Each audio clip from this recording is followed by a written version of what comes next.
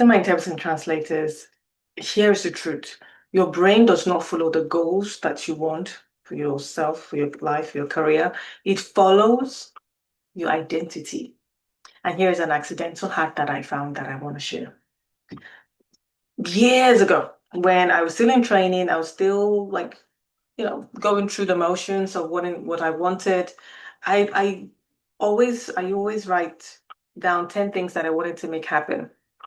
And the premise is once that's happened, I'll replace it with a new one. And then I would always write down thing. And it would normally be about five of it were interpreter focus, and the other were just personal things that I wanted to achieve in my life. And some of the things that I've written over time is I am the preferred interpreter. My voiceover is sought after. Um, and I get the jobs that I want. And yeah, and I'll just say things like that. I'll just keep writing it down, writing every single day, kind of I want to my morning rituals or stuff like that. I wake up and you say certain things, and I'll just write those things down. And I'll probably pick one and I just rewrite that and just focus on that. And then, kept doing that over time. And when I was writing those things down, there were still elements of yeah, right, or is this possible? Like all those things were still in play. We're still kind of having those feelings towards it. And then life was lifing, things were happening, and all of a sudden a situation happened where I did a job and the client was now like, okay, we need to have the next appointment.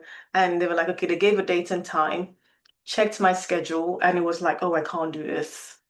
I can't do this thing. It's like, okay, what time next week? And this was something that was urgent for them.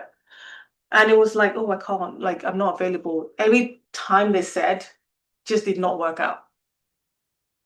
And all of a sudden, they turned down and said, when can you do? Give us the thing. Give us your availability, and then we'll walk around you. And it was just kind of I'm even having goosebumps thinking about it right now. In that moment, it's like, oh my, I've been writing about this, that I am preferred. Like they are trying to, they're going with my schedule. And this was true for the deaf person as well. It's like, yeah. What, I'm fine. Like, when can you? And it's just kind of okay, I've been writing this thing down.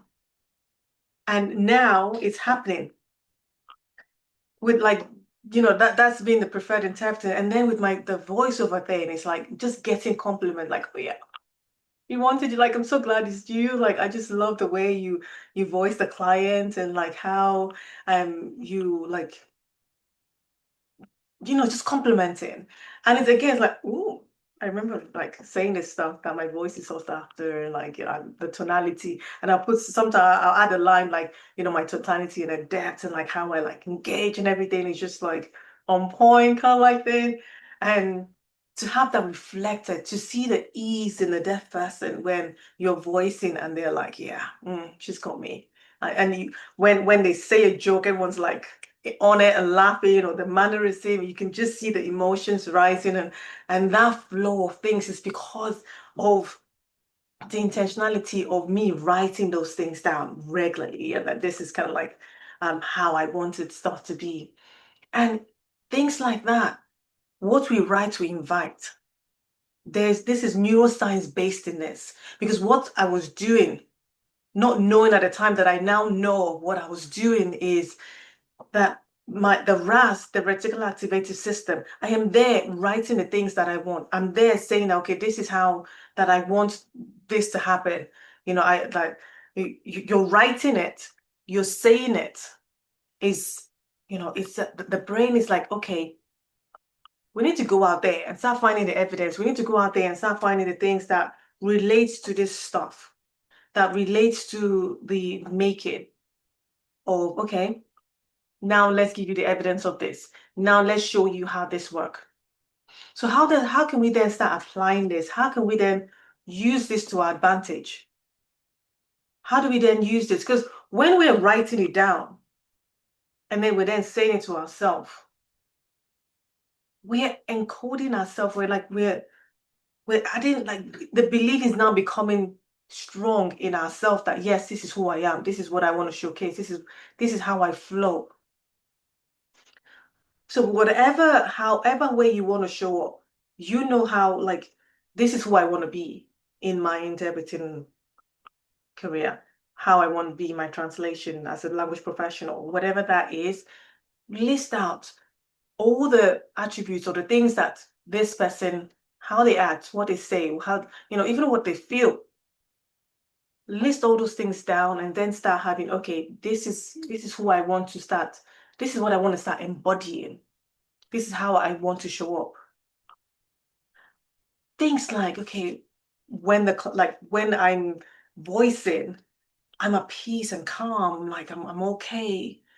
Like when I'm co-working, I don't get like insecure, like whatever that is for you, write those things down.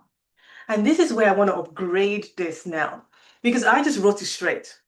I'm the preferred person. I'm sought after. And they work. And it worked for me. And when I noticed it, and when you notice it, oh my goodness, it's just such a, like, oh my gosh. I remember me thinking and writing and this. And every single day, nonstop, I was writing this thing down, writing, writing, writing, writing.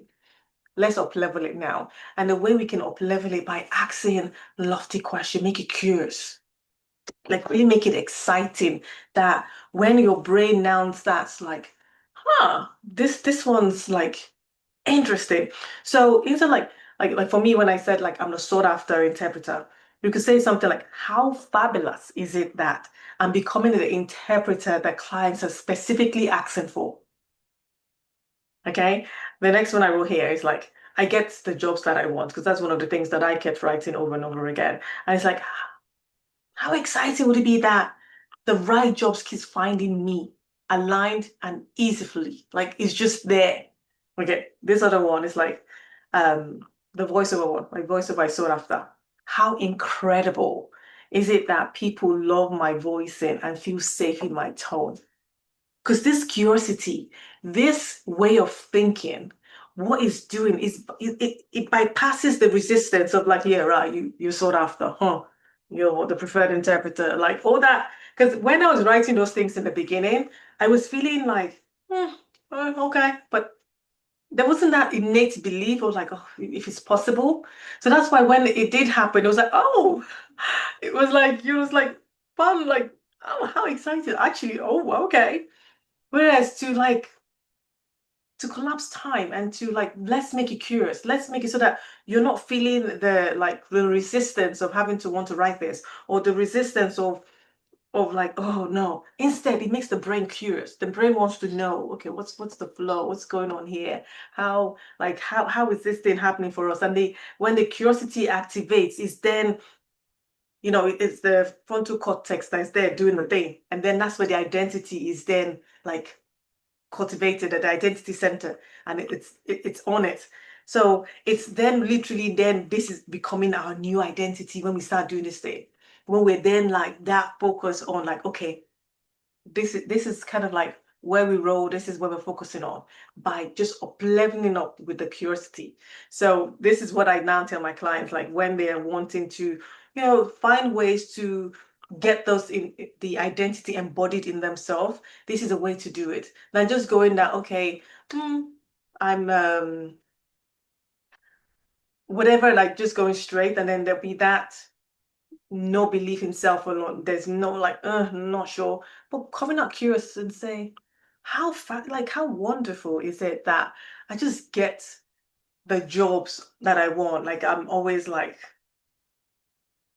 the choices of what I use or the signs that I pick are just kind of like reflective of the person I'm in front of. Like when we go from there, the brain's like, let's go and find more evidence of this, and show you why this is the case, and how fabulous you are. The resistance is reduced. That tension isn't there anymore. And these are kind of the things that we'll be doing in our weekly workshopping identity-based work we'll be doing starting January, where we meet weekly, once a week, and we just workshop a certain area. We would do some techniques, some tools to start helping us to kind of like get in innate of like the identity the person will be becoming, and showcase. If you wanted to like join us on in coming next year weekly, join the waiting list now, and then we will then come up with a day and time that will suit the majority of people. And because I'm just so excited, because as we know, the skills is secondary. The identity we are embodying is it. How we're seeing ourselves, the stories we're telling ourselves, how certain or certain we are. And then the skills, the last thing that is actually the thing that's kind of like holding us back. Because the skill, yeah, we get. But once you know that, yeah, my goodness, I'm whole, I'm safe, I'm valued, and I just show up, and then whatever happens, we figure it out.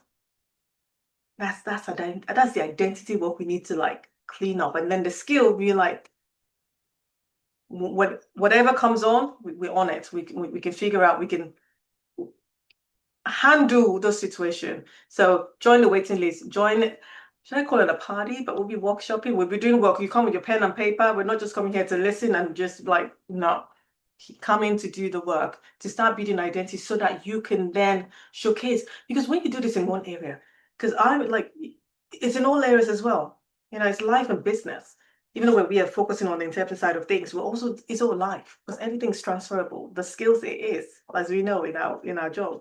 So yeah, hope this has been valuable. Hope you found like stuff that you can start doing and start adding those curiosity things to the being of who you are, and how you want to showcase yourself moving forward in this profession of ours. See you next time. Bye for now.